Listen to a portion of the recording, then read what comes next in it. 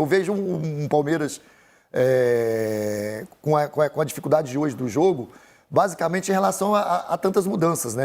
Independentemente se o Abel tem um controle, as características do seu time, quando você modifica demais, o Alex sabe disso, quando você modifica demais, você já não tem mais aquele... o jogo não sai tão natural como sai naturalmente desse time do Abel. Só que me chamou a atenção hoje uma situação, Felipe, que me agradou, né? O Palmeiras, sem o Flaco, o Palmeiras não atuou, não jogou com tanto cruzamento que normalmente jogava antes, né? O Palmeiras, quando ele tem um Flaco, não que ele só joga de cruzamentos, e são cruzamentos que são possíveis, né? Não é aquele cruzamento que você joga a bola na área. Só que hoje, como tinha 3 jogadores mais baixos, jogadores que iam para cima, jogou mais por dentro, jogou mais com bola mais para trás. Então, assim, o Palmeiras tem alternativa. Quando surge o Alviverde, eu surjo aqui com mais um vídeo no canal do Verdão, trazendo aqui para você que o Paulo Nunes falou da vitória do Verdão na estreia do Palmeiras no Campeonato Brasileiro 2024, o Brasileirão Betano.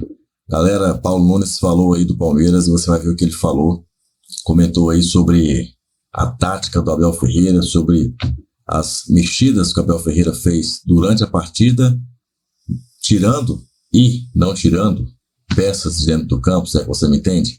Antes da gente ver o que o Paulo Nunes falou, já aproveita para dar aquele like aí no vídeo e também, não se esqueça aí, né, de conferir a tua inscrição aqui no canal.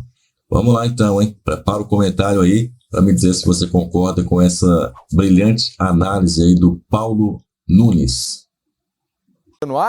E além do 0-0 de Corinthians e Atlético Mineiro. Vamos falar sobre todas as polêmicas da rodada. Ontem, aqui neste mesmo troca de passes, eu elogiava a arbitragem, né? Foram 4 bons jogos ontem, não só na qualidade técnica dos jogos, mas com 4 boas arbitragens nas partidas do sábado. Mas hoje temos muito que falar sobre o apito nesses 6 jogos do Brasileirão. Paulo César de Oliveira vai estar aqui para falar sobre todas elas, tá legal? Estou aqui, como vocês já puderam perceber, com Carlos Eduardo Mansur, com Alex e com vocês. Quero ouvi-los, hein, por meio da hashtag Troca de Passes. Troca de Passes, vai lá no Twitter, tá aqui embaixo já. Hashtag Troca de Passes, vai lá no Twitter, o X, e mandem as suas mensagens pra gente, o que você achou do desempenho do seu time em particular nessa rodada, da arbitragem, enfim, manifestem-se e falem sobre o que você quiser neste domingão, tá legal? Carlos Eduardo Mansur, começamos com tudo, hein? Em termos de polêmicas, tivemos para todos os gostos nessa rodada de domingo do Brasileirão. Boa noite, Mansur. Boa noite, Felipe. Boa noite, Alex, todo mundo que assiste o Troca. A parte ruim disso tudo, primeiro o tempo que a gente vai dedicar numa rodada que teve os gols que você falou, teve jogos, alguns deles interessantes, teve a primeira demonstração de cada time no primeira rodada do campeonato mais importante da temporada. Isso tudo devia estar no centro das atenções. Mas o futebol brasileiro, como sempre, vai levar todo o holofote para o tema arbitragem. E a pior parte disso tudo é que a gente teve erro, a gente teve acertos e a gente teve lances duvidosos e interpretativos. Só que, diante disso tudo, o que a gente mais tem nesse momento é tentativa de construir narrativa, cada um de acordo com o seu interesse. Então é clube dizendo que a arbitragem é ruim para dizer o mínimo, é jogador dizendo que teve roubo, é até jornalista dizendo que se a primeira rodada foi assim, imagina nas rodadas finais.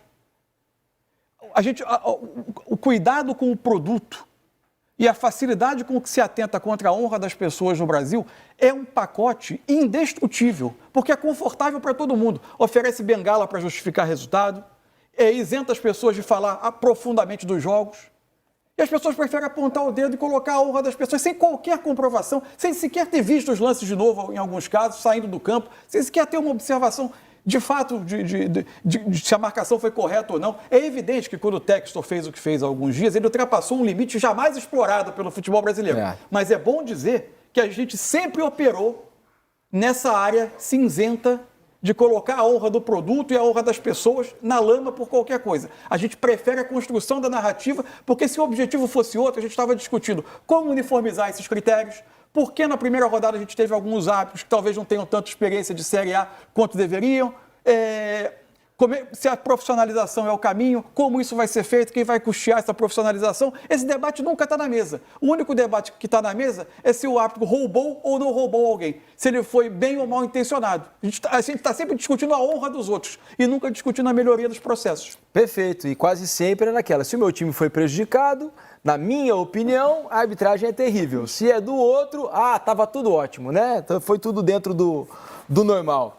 Meu caro Alex, tivemos bons jogos, alguns nem tanto. Houve alguma surpresa para você nos jogos desse domingo ou tá tudo normal dentro do que se esperava antes do campeonato começar? Boa noite, Alex. Boa noite, Felipe, Mansur, nossos grandes amigos Paulo, Eric Faria, Laí Luiz, nosso querido, ó, tirando lá umas fotos e tal, que bonito. Boa noite pra todo mundo, que beleza.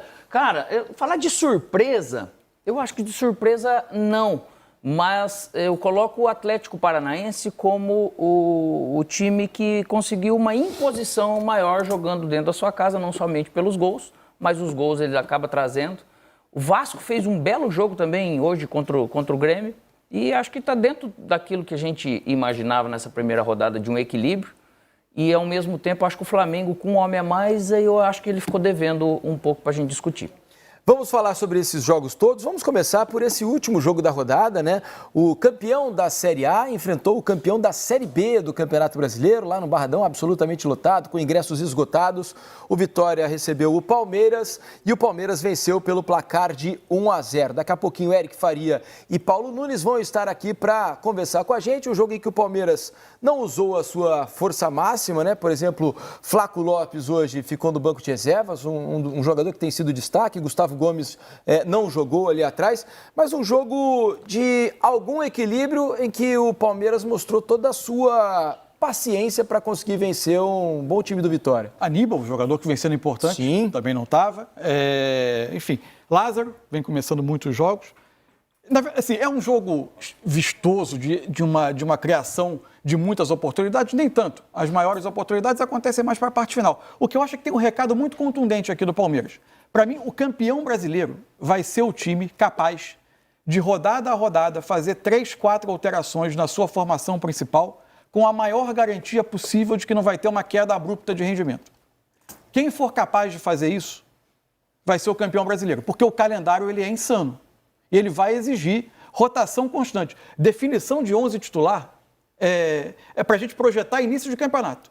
Porque ao longo da temporada a exigência vai ser capaz de fazer trocas importantes, de quase metade por vezes dos jogadores de linha, sem um impacto profundo no funcionamento do time. E para mim, você pode até achar que tem muita qualidade técnica no Galo, muita qualidade técnica no Flamengo, ninguém está mais equipado para fazer essas trocas com consistência do que o Abel Ferreira. E por isso eu acho que o jogo de hoje já é um primeiro recado disso. Ele observou quem precisava descansar mais, fez mudanças importantes na formação. O time não foi brilhante, mas foi consistente e permitiu muito pouco ao adversário.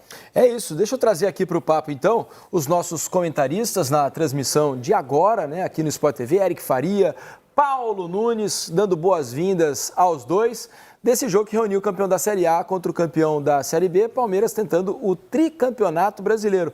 Foi uma estreia dentro do que se imaginava, Paulo? Boa noite. Boa noite, Felipe, Mansur, Alex, boa noite a todos. Eu esperava mais, e eu esperava mais em relação ao Vitória, jogando em casa, esperava mais ao Palmeiras, mas aí até entendo, e eu estou muito com o que o Mansur falou, citou aí agora, sempre, né, o que o Mansur fala sempre um ensino pra gente. Vamos dar essa moral assim. Ele sabe que é, porque assim, eu até comentei isso com o Eric no decorrer do jogo, o Abel, ele modificou a equipe do Palmeiras dentro do próprio jogo umas 3, 4 vezes. O total controle em relação aos jogadores que ele tem, nas características, ele mudou de uma linha de 4 para uma linha de 4-4-2, atacando, defendendo com outro tipo de linha, depois modificou de novo com 2 atacantes, né, jogando o primeiro, o Endrick com o Rony à frente com 2 atacantes, o Estevão do lado direito. Quando tinha que marcar, o Veiga vinha um pouquinho mais para o lado esquerdo, né, para fechar aquele setor, mas também ele por dentro do meio campo. Depois ele modificou de novo. Então, assim, ele tem um controle da partida. Ele tem tanto controle que o Palmeiras controlou tanto o jogo que ficou até moroso o jogo, ficou lento, ficou um jogo em que o Palmeiras não tinha ambição, porque era todas as vezes que o Palmeiras acelerava um pouquinho a mais, ele chegava com muita facilidade ao gol do Vitória. E, por outro lado, isso que me chamou a atenção, o Vitória ficou uma semana, né, trabalhando em cima disso, esperando esse jogo, e a parte física e a organização não foi aquele Vitória que enfrentou o Bahia. A gente sabe das diferenças, ele está enfrentando o campeão brasileiro, o atual campeão, o bicampeão brasileiro, mas eu esperava mais em intensidade, esperava mais em força, esperava mais na intensidade, na velocidade que o Vitória normalmente coloca quando joga no Barradão. E o Palmeiras teve o controle. Não jogando bem, é isso que chama atenção. O Palmeiras não fez um grande jogo, mas conseguiu vencer muito fácil fora de casa. Eric Faria, boa noite, bem-vindo ao Troca, Eric. Eu estava comentando aqui fora do ar com o Alex, é impressionante a fase do Flaco Lopes, né? O quanto ele tem feito diferença nos jogos e o quanto ele fez falta para o jogo do Palmeiras hoje, né? Porque é um jogador que retém a bola, na bola aérea ele está praticamente imbatível, ele encosta em todas as bolas. E quando entrou, mostrou porque tem sido titular, porque criou algumas boas chances para o Palmeiras até ampliar, né, Eric? Boa noite, bem-vindo mais uma vez. Ô, Felipe, bom falar contigo. Boa noite, Mansur, Alex, boa noite para todo mundo que está em casa. Paulinho, a gente já ficou a tarde toda junto, né, Paulinho?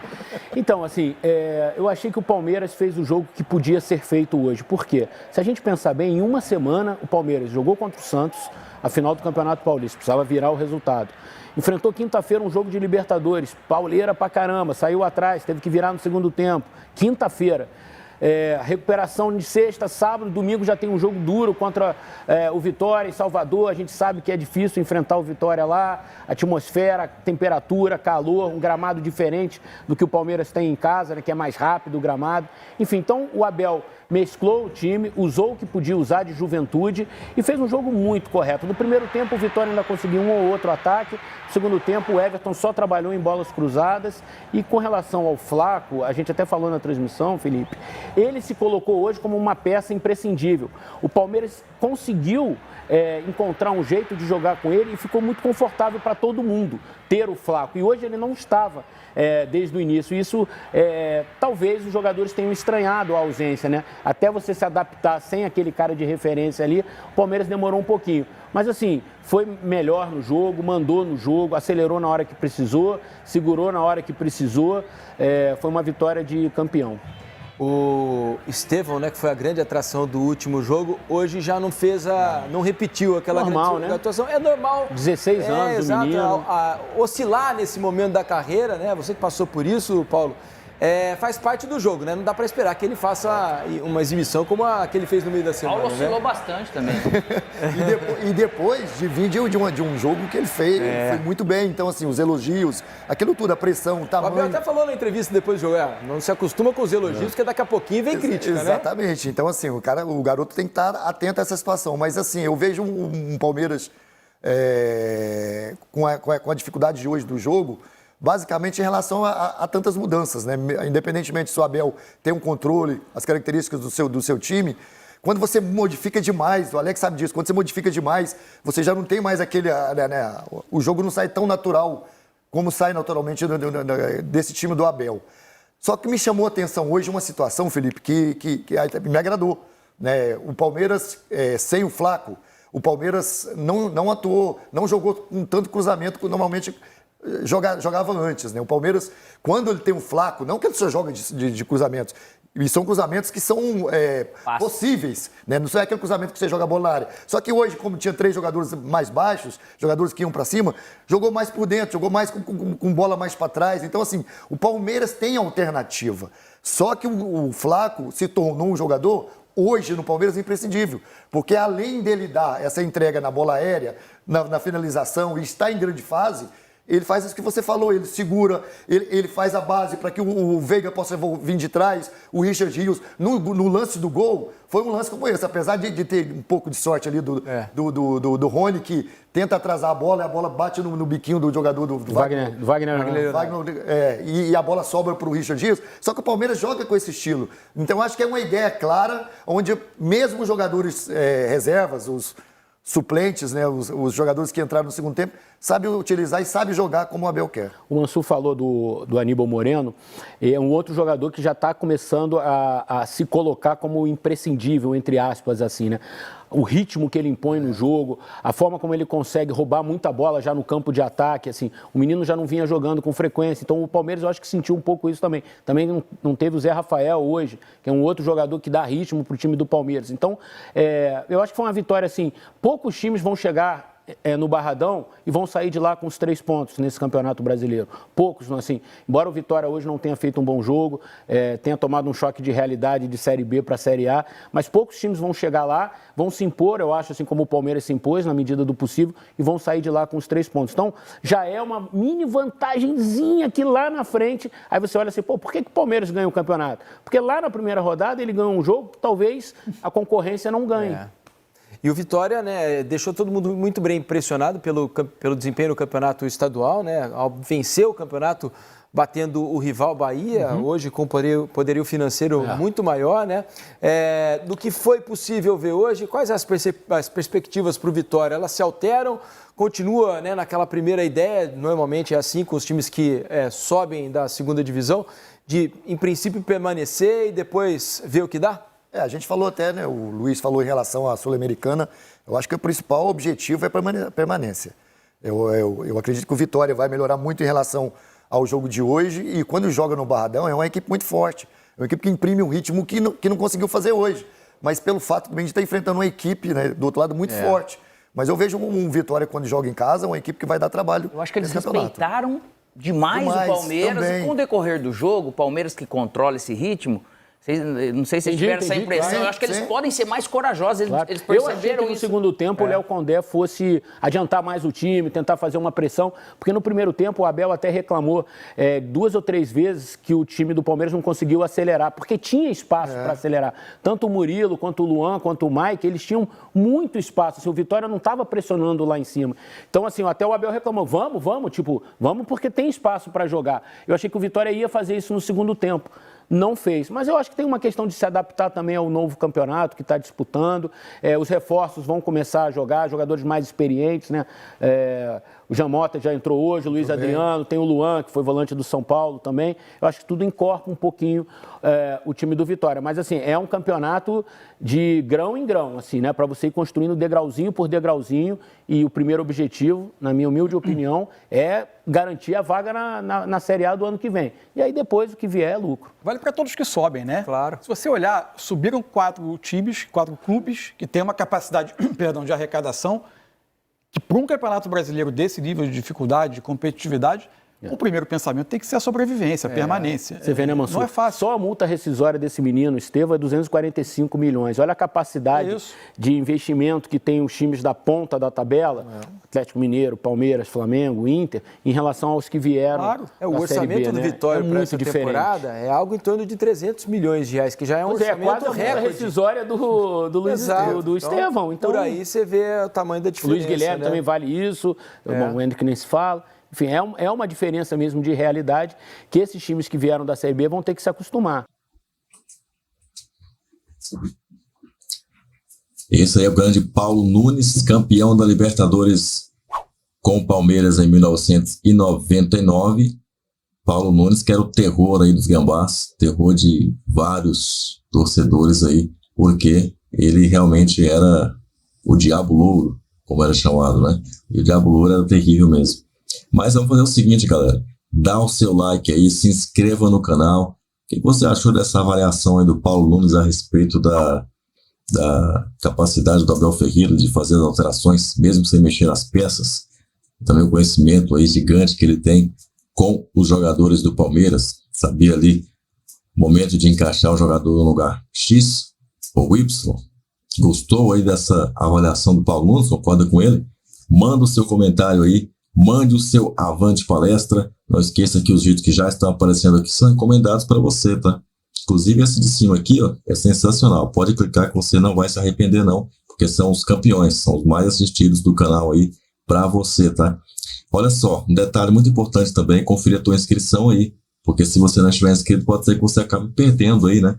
os nossos vídeos a seguir aqui no canal. Eu não quero que você perca, eu não quero que isso aconteça. Então, garanta a tua inscrição aí, deixa o teu like, porque quando você dá like, o YouTube volta a te mandar vídeo do canal no futuro, os nossos próximos vídeos. Se você não der like, eventualmente pode ser que você não receba os vídeos. Então, garanta a inscrição, dê o like e, de preferência, manda aquele comentário também. Agora, também vai ser pedir demais, né? Mas eu sei que quem está me assistindo aí vai entender. Se você puder compartilhar nos grupos do WhatsApp aí, pedindo autorização aí para os donos dos grupos, moderadores aí, para os admins, antes, evidentemente, compartilhe os links aí para ajudar a gente a crescer cada vez mais aí. Estamos perto aí de 200 mil inscritos, né? Estamos aí com 190 e qualquer coisa aí, né? Mil inscritos, 195 mil. É muita gente aí, meu. Dá para encher aí uns 3 Maracanã se bobear de pessoal aí que está inscrito no canal do Verdão aqui, ajudando a gente a fazer o canal, colocando aí sempre o comentário aí, sempre as opiniões. E na medida do possível a gente dá uma sapeada aí, dá uma marcada no comentário aí de vocês também. Então, muito obrigado a você aí que está dentro desse hall aí de espectadores de luxo, né, que estão aí realmente com bom gosto assistindo aí os vídeos dos palmeirenses no YouTube, e graças a Deus aí eu sou um deles aí. Muito obrigado a você pela autorização para entrar aí no seu dispositivo e poder trazer para você aí vídeos sobre o Verdão. Vejo você no próximo vídeo. Avante palestra!